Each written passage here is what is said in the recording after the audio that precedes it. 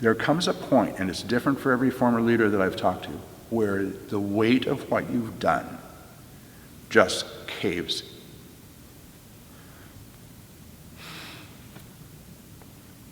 It just caves in on you.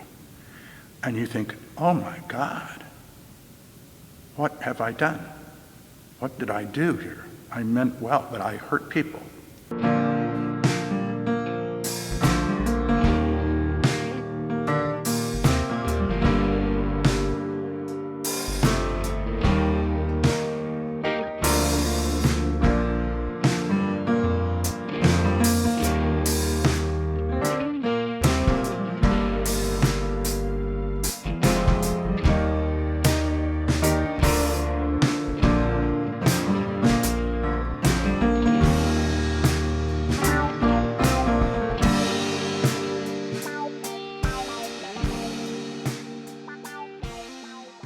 In elementary school, I began to be aware of the fact that I was different and that there was something wrong with that because I started getting bullied.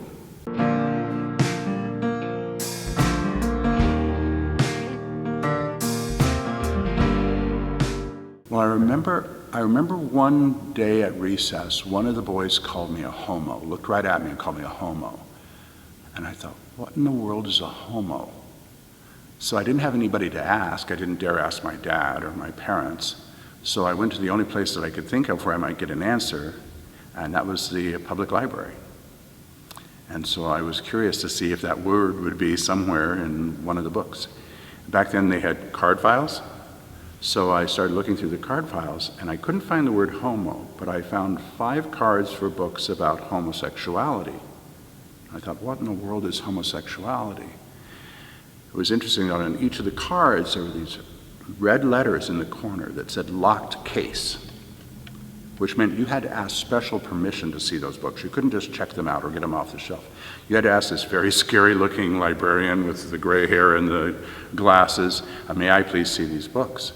And so I wrote down the titles and the numbers, and I nervously took them over to her. I must have been like 11 or 12. And I said, I'd like to check out these books. And she looked at me and she said, why do you want to see those books? And I said, I'm doing a report for school. And she said, well, I suppose. And she handed me the books, but then she said, as I was walking away with them, she shouted out, make sure you don't just leave those books on the table. I have to lock them up when you're done. And I thought, oh my God, this is really bad if she has to lock up these books about what I am. Well, see, I grew up in the early 60s at a time when being homosexual was a sin and a sickness and a crime. And all 5 of the books were unanimous that homosexuality was a mental illness. In fact, the books were filed under abnormal psychology. So I was abnormal, according to these books. And I started looking for what caused it. And they all agreed that maybe you were traumatized as a kid, or you had really bad parents, or there were hormonal problems. Right next to the articles about homosexuality, there were people with facial deformities and all sorts of weird problems. And I thought, I'm a freak. I'm a psychological, biological freak. Well, what I decided to do, because I knew I needed therapy and I couldn't talk to my parents about it, I would have to raise some money to pay for therapy. So I started collecting empty soda bottles. Think if I collected enough, I could cash them in and maybe go for a couple of sessions with a therapist. I never collected enough soda bottles to go.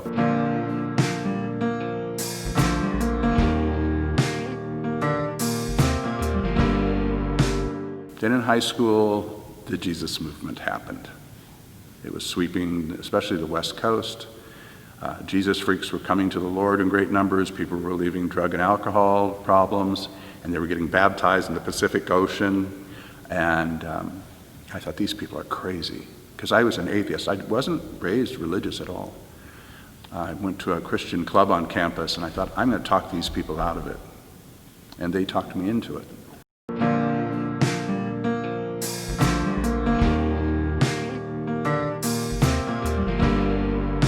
I went away to college, and in my first year at the university, I heard about a church in town in Anaheim, right across the street from Disneyland of all places, that did healings, miracle healings. And I thought, maybe if I have enough faith, maybe if I get the right kind of prayer, maybe Jesus will heal me of this.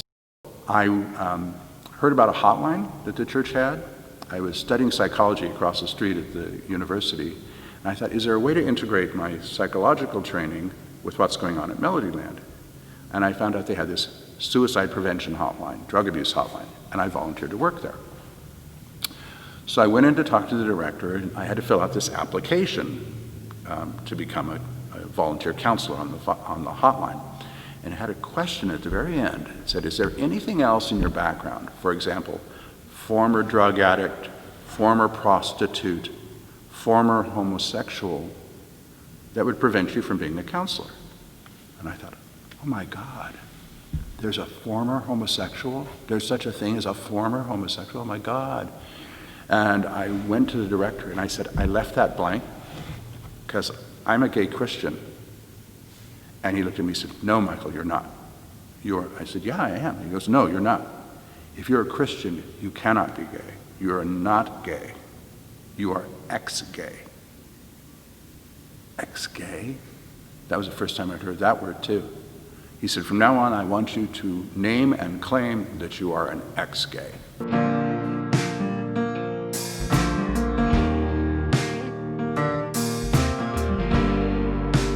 Based on the idea that if you have enough faith, you can just announce to God that you are claiming something and it will come to pass. So if you wanted a fancy new car, you could just lay your hands on a Cadillac in the parking lot and go, Lord, I claim one for myself. If you needed a new job, you could claim that by faith. If you needed healing from cancer, you could claim that by faith. And every Thursday, people would come forward to receive healing, and they would claim their healing. And I met some people that had overcome drug abuse or other kinds of problems, and apparently some physical problems too. And I thought, well, if God can do that, surely he can remove my same-sex attractions. And the idea is that you believe that it's already happened in heaven when you claim it.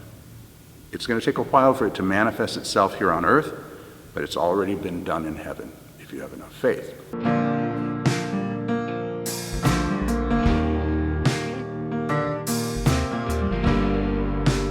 That the church had all these support groups that met in the evening for other kinds of issues.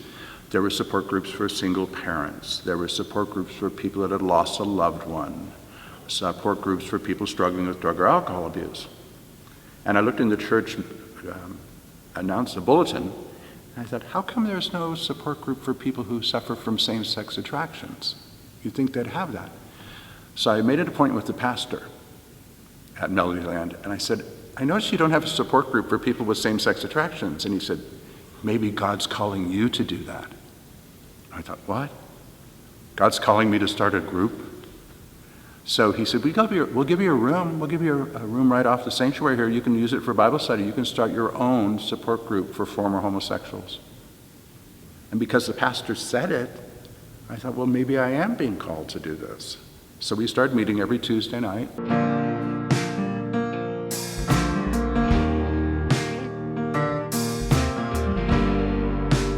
One Tuesday, a new guy came into group, and his name was Gary, and he was attending the theology school there at church, and I just fell.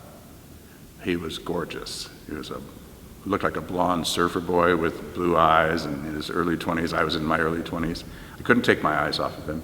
Plus, he was married, and he had kids, so I could relate to his story. Churches heard about our ministry, and they would ask, can you come and share your testimony about how God delivered you from homosexuality? And I thought, oh God, I've got to talk about how I was delivered. I'm still struggling with this. But again, you're told to proclaim it, preach it, name it and claim it, and it'll happen. So we took it as an act of faithfulness to go out and announce. All the time, I realized I was falling in love with Gary. I was falling in love for the very first time in my life.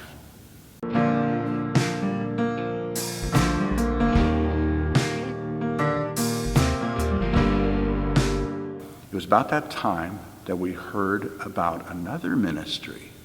We thought we were the only one. We heard about a ministry up in Northern California called Love in Action that was started by Frank Worthen. And apparently he was doing street preaching up there, handing out his testimony at gay bars. And he had some cassette tapes. And I thought, we got to meet this guy. You know, we're not the only one. He's got a little ministry up in Northern California. And so we met Frank through correspondence that way. And I got this idea because he knew about a few other small little ministries that were starting in different parts of the country. I thought, why don't we get all these little ministries together and hold a conference? So in September of 1976, a group of 66 delegates came to Melodyland, and we had a 2-3-day conference.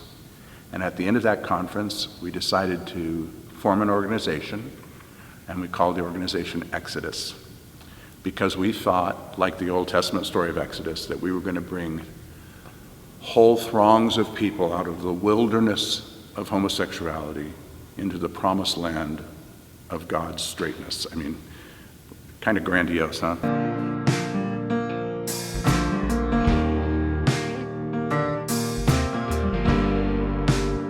What I did notice over time is it became kind of a Tuesday night confessional.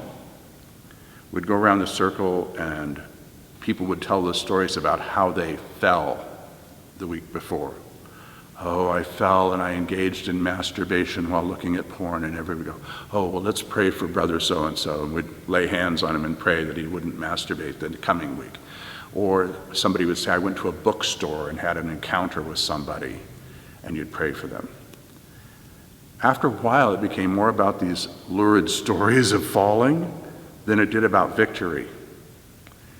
And I thought, something's wrong here. Nobody's changing.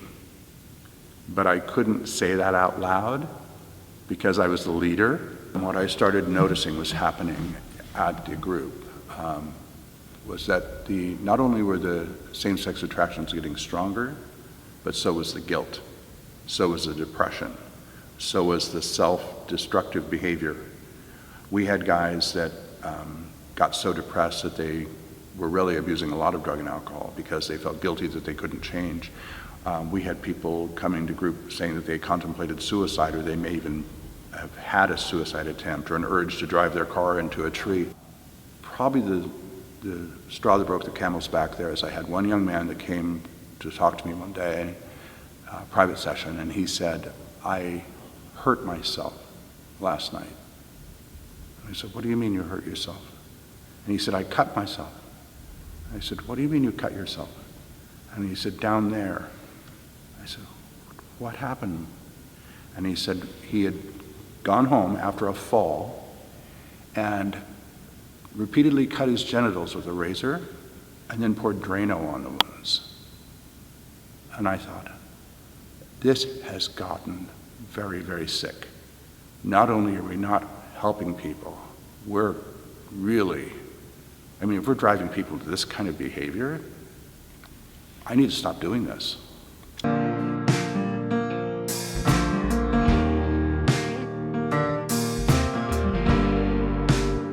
Gary and I had been invited to speak to a conference back in Indianapolis.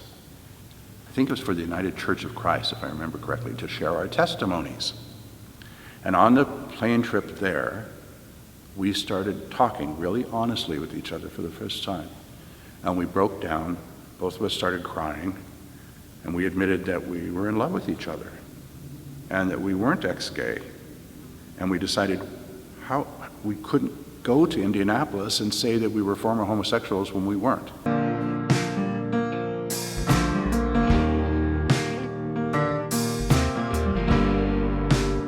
There were people in the back of the room that were gay protesters, actually, in the back of the room. They were saying, love, not cure. They were holding signs.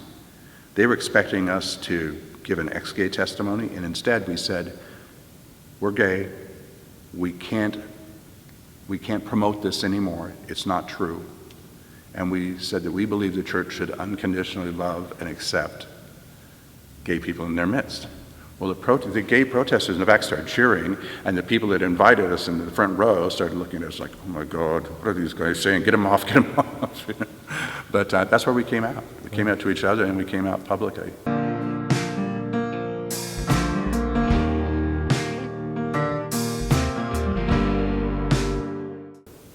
But then we realized, oh my God, this means we're going to have to leave the ministry.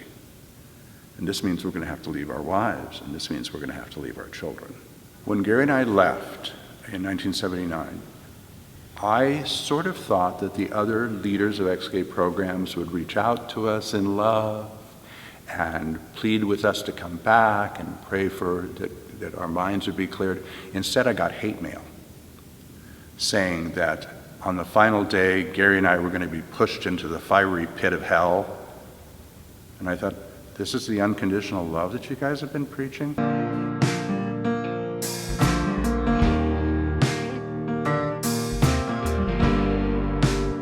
And they took advantage of the AIDS epidemic, which really angered me, because here was Gary dying of AIDS, and I was taking care of him.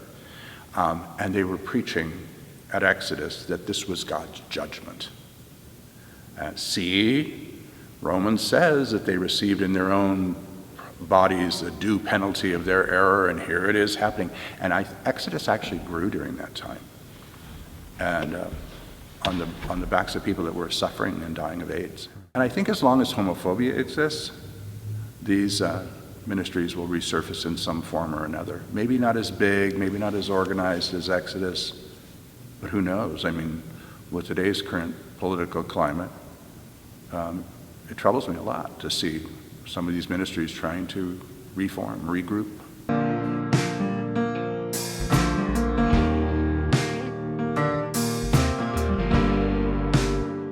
I don't know if you ever really recover from the guilt of it.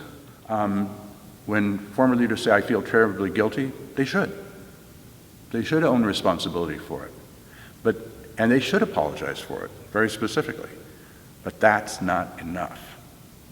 They need to do something about it. They need to start making amends where they can. Now, you can't undo all the harm, but maybe you can say something that can prevent more harm.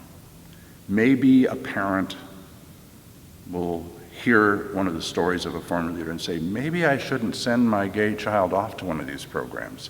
Or maybe somebody who's considering joining one of these ministries would hear a story of a survivor or a former leader and say, wait a second, maybe this is not the way to go. So I think sorry is good. Doing something about it is the most important thing.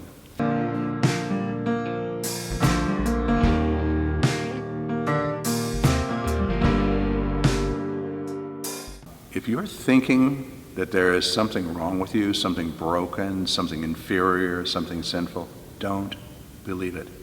You are perfect as you are. You are wonderfully made, as the Bible says, and you don't need to be fixed. What needs to be fixed is the prejudice against you. Do not fall for the false advertising of ex-gay programs. Focus on getting the kind of support and help you need to be the kind of person you deserve to be, and stay away from ex-gay programs. They don't work and they hurt.